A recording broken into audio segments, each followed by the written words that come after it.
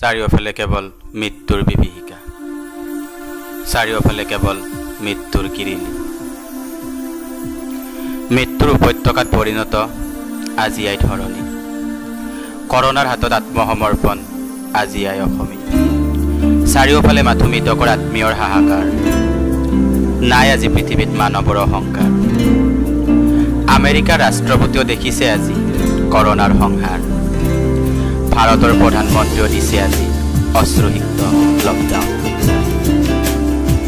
ইটালীৰ প্ৰধানমন্ত্ৰীও আজি শকত ম্লান, চীনৰ প্ৰধানমন্ত্ৰীয়ে নুশুনিলে ডাক্তৰ লি ৱেনলিয়াঙৰ দুখৰ গান।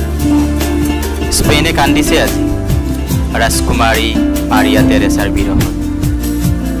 মহামাৰীৰ সময়ত ৰজা ভাৰ্জিৰ আলোককৰ্ণ নাই আজি থাইলেণ্ডত। ব্ৰিটেইনৰ প্ৰধানমন্ত্ৰী বৰিছ জনছন আজি কৰোণাত আক্ৰান্ত।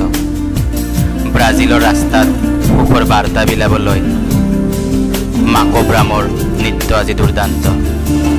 চাৰিওফালে মাথোঁ মৃত্যুৰ দাবানল, আকাশত এতিয়া মৃতদেহ ভক্ষণকাৰী শকুনৰ জাক। পৃথিৱীত এতিয়া কোভিড-19ৰ সন্ত্ৰাস। ভাৰতত জ্বলিছে আজি আশাৰ বন্তি, পৃথিৱীলৈ ঘূৰি আহক শান্তি।